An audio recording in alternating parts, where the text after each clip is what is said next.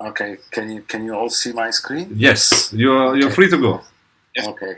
Thank you very much, Fabrizio. Thank you for organizing this workshop on the COVID-19 contagion. So let me say this all started from my idle time at home. So the days were long, so I got interested in, like I think many of you, collecting data, especially from the contagion in Italy and Lombardia region. And I started playing around with this data, and then I also started to collaborate with other colleagues, in particular with Carlo Novara and Corrado Possieri. And so at the end of the story, we ended up putting together this little work, which proposes a focus on Italy data in particular. So this is not really kind of theoretical work. It's just a specific fitting exercise, if you like, about Italian COVID-19 data. So what we did, the starting point is a rather classical SIR model, as it has been already discussed also in this workshop. And for maybe the few of you that is not familiar with this model, let me start to explain what are the main ingredients. So we have this term S of T is the number of individuals that are susceptible of contracting the infection at the end of some period. So this is a discrete time model. I of T is the number of individuals that are infected, actively infected at some period T. R of T is the cumulative number of individuals that recovered from the disease by the end of period T. And we also consider a death terms into the model. So D of T is the cumulative number of individuals that deceased due to the disease at the end of period T. And the duration of period is in this case 1 day, so delta is 1 day.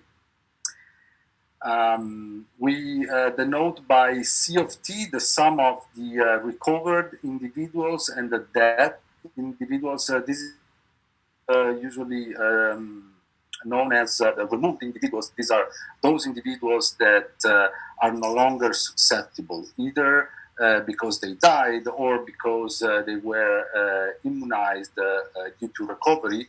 And of course, it should be remarked here that of course, I'm not an epidemiologist or a doctor, but I think it's still not.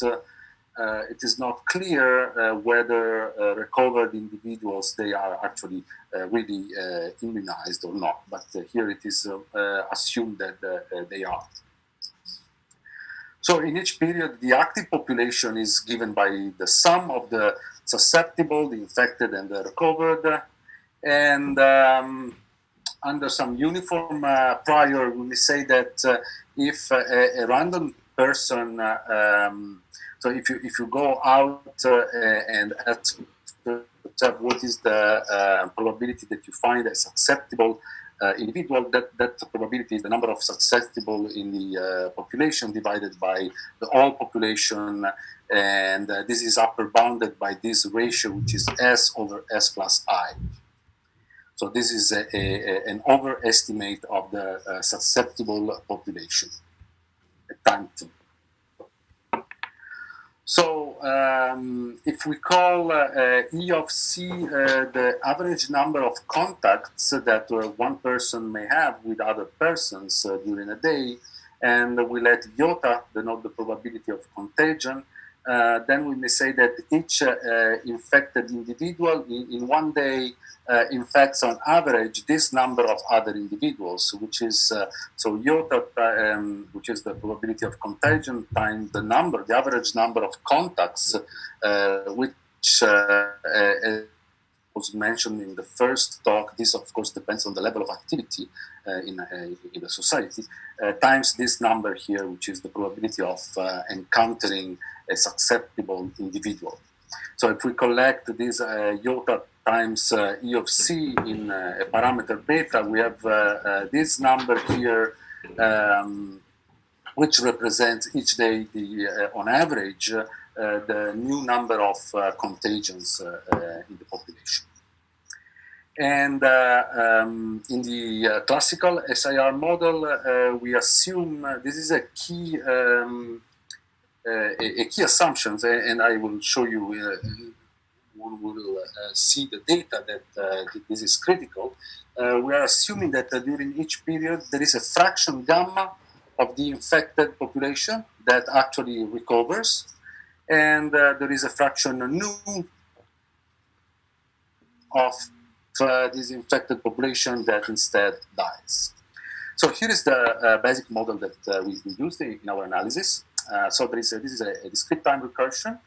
So these are the infected. Basically, it means that if you bring all these terms on the left-hand side of the equation, you would have on the left the deltas, so they increase or decrease the daily variations of this quantity. So the daily variation of the susceptible individuals is proportional, of course, with a minus in front of the new infections, the new infected. And the variation of the infected is given by the new infected minus those infected individuals that recover minus those infected individuals that actually died during that period. And the last two equations actually do the accounting of the recovered. So the new recovered, the delta recovered are proportional to the infected, and the deaths are proportional to the infected too, according to two different constants.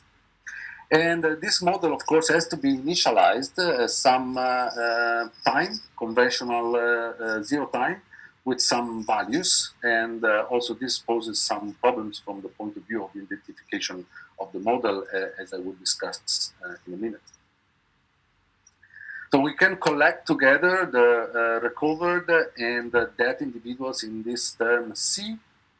And we further notice that the variation of these quantities has to be zero at all times. So the total population, let's say, if you also account for the deaths, the total population remains constant during time.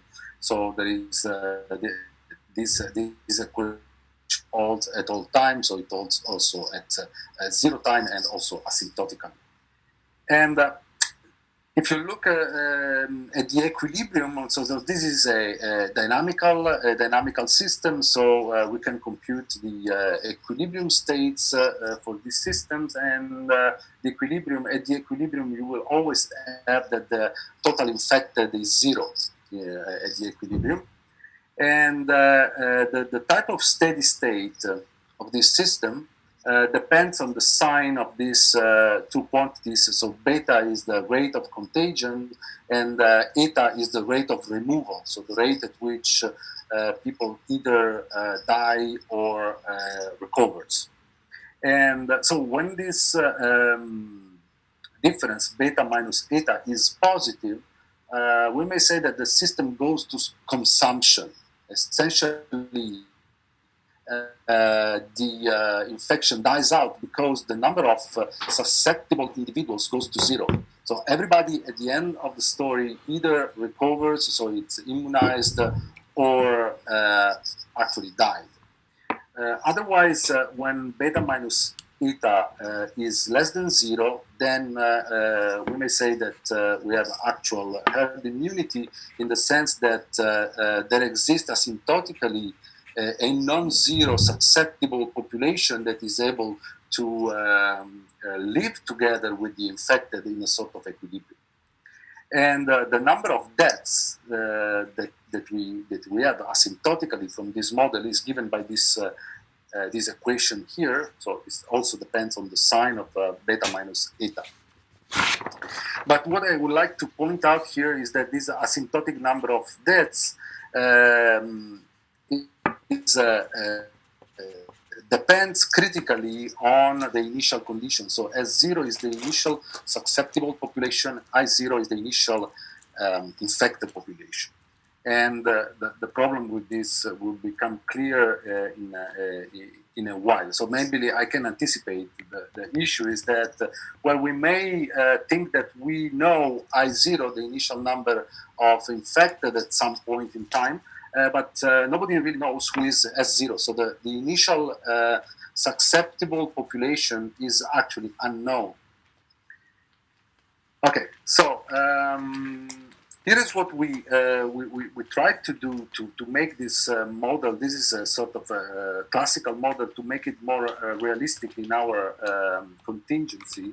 And so what we did is that, so we assume that what we can observe is actually this number of infected individuals. That number that we hear here in Italy every day at 6:30 p.m. Well, that number is not really, of course, the real number of infected individuals. That's only, we can say, a proxy of it. And the assumption that we are making here is that the actual number of infected individuals, so I of t, is just proportional to I tilde, where I tilde is the number of detected infected individuals. And so we expect that there will exist some parameter alpha, which is greater than or equal to 1, that relates the real number of infected with the detected number of infected. It depends, as we know, the number on the number of swabs and tests that are done every day. So what we do is we rewrite the SIR model equations in terms of these tilde quantities that are related to the real quantities by this parameter alpha. And so we have just a different but equivalent formulation, all in terms of these quantities, in which I will highlight in a second what are the quantities that we can actually observe or measure, and what are the quantities that we actually do not know. So, first of all, we have to give special care to the initial conditions of the model, because these are important. The asymptotic behavior of the model depends on the initial conditions in a critical way. And so what is observable in time is the number of detected infected individuals, this I tilde. This is what people, the government tells us every day. The number of detected, recovered individuals, this is also a number that the government tells us. And the number of deaths. So, of course, there is a lot of discussion going on about whether this number is the real number, not the real number, but here we are assuming that at least the deaths, the number of deaths is the correct one. And of course, this is debatable, because there are deaths that are not associated to COVID-19 and things like that. But well, the analysis is, of course, limited by this hypothesis. And what is, on the other hand, unobservable, here is, of course, R0. So R0 is the number of individuals in the initial population that are immune. So we don't know, let's say, when this all started, or at least when the data started being made available was, I guess, February 23 or February 24. We don't know how many individuals in the population were already immune because they contracted the virus before. Now they're saying that maybe the virus was circulating since September or October. So some people were already immune, and moreover, not all the population, like Italy has about 68 million citizens, but not all the population is infectable. Maybe some of these persons, they are immune, intrinsically immune. I don't know, maybe children or females or people from certain regions. So we don't know what R0 is. And therefore, we don't know exactly, also we don't know the exact number of infected and recovered, but these are related by some proportionality alpha parameter, as we assumed in the model, to the observed quantities. And the susceptible individuals, this is also not observable, but it can be obtained algebraically from the fact that the total sum of individuals has to be constant and equal to n, where n is the actual population. So S can be recovered by this algebraic equation. All right, so what we want to know is that we are postulating some model with all the limitation of such a simplistic model. And our objective was to try to identify the parameters of these models on the basis of available data. And so the observed data that we use are the number of infected and recovered individual and deaths. These are the detected ones, the ones that the authorities communicate and give to us every day. And N is just the total number of the population in Italy. And the parameters that are to be estimated, we have to be careful with this, because the parameters are not only the three parameters of the SIR, so the beta, the infection rate, the gamma rate, the death rate, nu, but also we need to estimate these two parameters. One parameter is they call P, which is 1 over alpha, where alpha is the ratio relating the actual infected, the real infected with the measure, the observed infected. So this is also a parameter that we need to estimate. And also the other parameter is related to R0.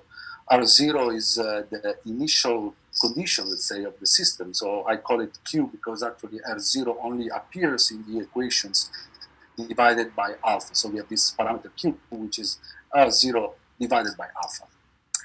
So what we do is that at each time instant, from 0 to some capital T will be the end of our analysis horizon. Given this observed data, we construct S tilde, which is the modified susceptible individual number according to this equation. And then we put the model in regression form. So we consider the increments delta T, which are the increments day by day of the susceptible, infected, recovered, and dead. And so we have this nice equation here that everybody in this audience will recognize. Well, there is some matrix, a transfer matrix here, phi of t. Of course, this is a nonlinear system, but the increment is linear in these parameters. So, well, in part of the parameters, it's linear in the parameters that I call theta, so which are beta, gamma, and nu. So we have a linear relation with respect to these parameters and non-linear relation with respect to all the other parameters. So with respect to alpha here and of course the initial condition. The initial condition enters into these equations here in S tilde of t, and therefore the increments will be a non-linear function of these parameters. So what we did, we proceeded in a very practical, so that there was a practitioner approach. We constructed, so we defined a sort of cost function.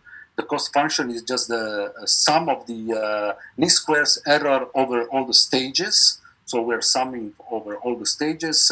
The error between the measure, let's say the observed increment and the increment as suggested by the model. And our problem in this point boils down to try to solve this minimization problem with respect to all the parameters that we have, under some constraints that are needed in order to obtain parameters that make sense physically.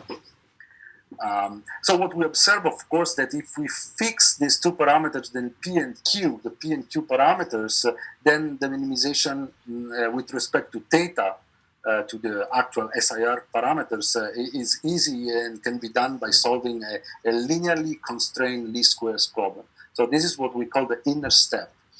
So in the inner step, we solve a linearly constrained least squares problem. And instead, the more difficult part, which is minimizing this thing with respect to P and Q, this is really highly non-convex. So we don't even try to attack it by a nonlinear solver because it typically fails miserably. But what we did, since it's just a two-dimensional parameter, we can still do a bidimensional gridding over these two parameters, which is what we did.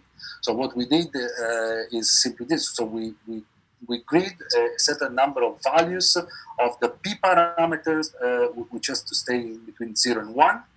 And for each of these sampled or gridded values of PI, we grid a certain number NQ of Q values in this interval, where the upper bound of the interval is computed suitably. And then for each of these given now, PI, QI, we solve a standard constrained least squares problem and we find the corresponding theta. So we loop, we do this two-dimensional loop, and at the end of the story, we start to find an approximate value of all the parameters of theta. So we get a theta star, and we get also the optimal PI, QI values of these two parameters. All right, so of course, we all know that a plain model like this with constant parameters is unlikely to be valid for all the time span of the epidemics. So why? Well, the reason is that if the parameters are constant, we have a stationary model, let's say, and the phenomenon is, of course, non-stationary because at some point authorities intervene and they apply some containment measures that change the underlying dynamics. And so, what is interesting, this is real data over Italy data. So the black curve, which is dashed with this asterisk on it, this is the daily number of deaths in the period of from February 24 up to February 27. So this is not model, this is all data. So the black line is data, that's data. The red line is also data. This is not model. This is the data of the, so the red line is the detected infected individuals, so the I tilde, just multiplied by a constant. So what this picture should communicate to you is that indeed, if we look at the data, we see that the hypotheses of the SIR model are rather well represented. They work. Because it says that, well, the daily deaths appears to actually be proportional to the infected individual. So more or less, the black curve has a behavior that follows the red curve. So again, this is all real data, not model. But what happens then is, oops, if we look at the data after March 27, then the red curve still is the actual curve of the infected, detected infected, and the black curve is the deaths, but as you can see now, the two curves totally diverge with one another, right? And the reason for this is, of course, understandable, is because this point here is March 11th. That's the date of the major lockdown in Italy. And what we can see from this picture is that the real effect of the lockdown became visible only around 15 days after the actual lockdown. So the delay is about 2 weeks, 15 days. And after the lockdown, of course, there is a major change in the dynamics of the model. All right. So what we did in this initial study, we just reduced our analysis to the early initial stage of the contagion, so from February 24 to March 27, so before the effect of the lockdown became really visible. So this picture actually, I think, clarifies the fact that no fixed parameter SIR model or modified SIR model can explain the whole contagion. And it depicts it in a quite plastic way, I would say. This is instead a picture of our minimization cost. This is a one-dimensional slice of the minimization cost where we, as a function of the p factor, and this is the minimum of the cost with respect to the other variables. So in this case, using, again, data from February 24 to March 27, we found a p factor, a minimal p factor value of about 0.16, which corresponds to its inverse is the alpha factor of about 6. So about 6 means that, according to this analysis, we expect that there is a factor of 6 between the detected infections and the real infections, factor of around 6. With a big caveat anyway, because in doing our numerical experiments, we experienced one fact is that this p factor or alpha factor, which is the inverse of p, is barely detectable. Barely detectable means that slight variations of the data, for instance, from one day to another, to the next day, if I add one datum to our to my database, this optimal value that can slip to either side of its interval from very low to 1. So I would say this for sure requires further analysis and further investigation to see why it is that and why is this parameter so difficult to detect. So what we did, we next compared the real data that was acquired during this out of sample period, so from March 28 until April 18. This is when this analysis stopped, because this is when I stopped writing the slides. It was last Sunday. With the prediction coming from the model that we trained on the initial in-sample period that ended on March 27. So it's actually a forward simulation of this fixed parameter model that goes up to 22 days. So 22 days in prediction, in pure prediction, is not little. It's not a little thing. Okay? And we know, we are aware of the fact that we are going, the model will not follow reality any longer. Anyway, so let's show you what are the prediction results with a few slides. The vertical green bar that you will see in the plots is just shows the time at which the in-sample period ends and the forward prediction period starts. So this first plot is the daily deaths. So black is real data of the deaths. Blue line is still real data, but this is the scaled observed infections. And the red line is the infections predicted by the model.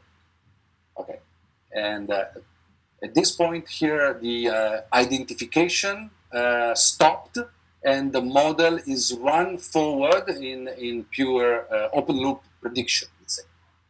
So that it was that what's happened. This is similar type of results, but about the recovers. So these are the daily recovers, and this is works a little bit better, even out of sample. The most dramatic change is again in the daily deaths, which is, by the way, is a good thing, because we are predicting high level of deaths based on the initial phase of the contagion, and indeed the deaths are less than what predicted, which is a very good thing in this case.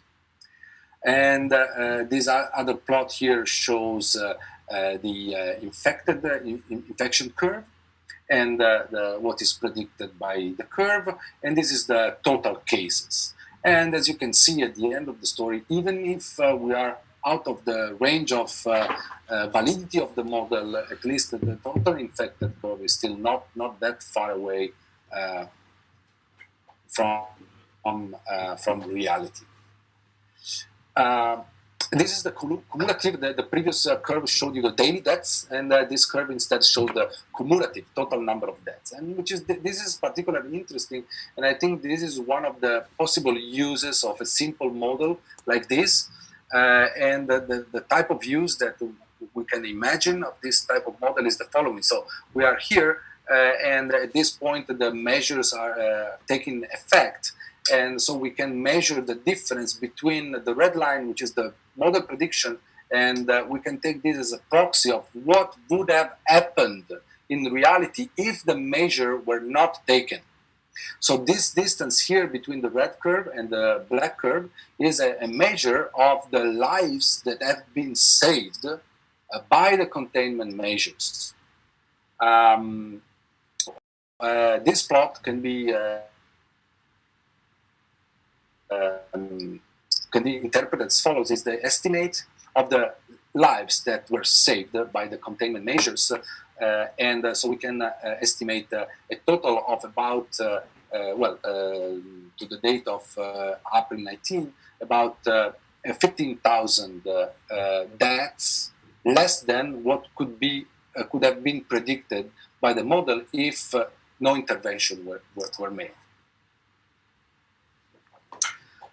So I think I will just conclude here. So the message here is that simplistic models such as SIR-D with deaths can, of course, hardly capture the complexity of a pandemic evolution, especially due to the fact that the system is highly non-stationary.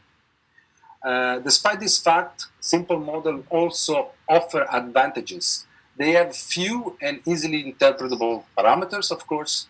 They are easier to identify compared to more complex models. So one thing has to be mentioned here. Even a super simple model like this, maybe one expert could say a naive model. This is a naive model, maybe. But even in this case, we need to resort to some kind of, non-linear optimization techniques in order to identify the parameters. We understand that the parameters are not so easily identifiable. So I don't know what would happen with a much more complicated, networked, hyper-complex model. So whenever I see those types of models, I'm always a little bit skeptical. So the models are very nice, but nobody really knows how to get the parameters of those models. Also because the data, the observations are highly, I would not even say noisy, they are untrustworthy. We cannot really rely on that data. So these are the use. So a prior use of the model is to predict the measure trends, and this could be the basis for control actions. Posterior use of the model is the way I showed in that picture, to assess the effectiveness of control measures by comparing actual outcomes with predicted outcomes. And of course, many possible improvements are on the way. We can consider more complicated models with caveats that I told you. We did some experiments by making the parameters of the model vary with time. So this is, for instance, what happens if we take the two major parameters, the alpha and the beta, and we let them follow some fixed time evolutions like this. So this becomes like a piecewise constant model where the parameters are constant before the lockdown effect time t1, and then they become like this after the lockdown. And of course, you can see the green line. Now we can follow the death curves much better than we could with just a fixed parameter. So I think this was my last slide, and I thank you very much for your attention. So,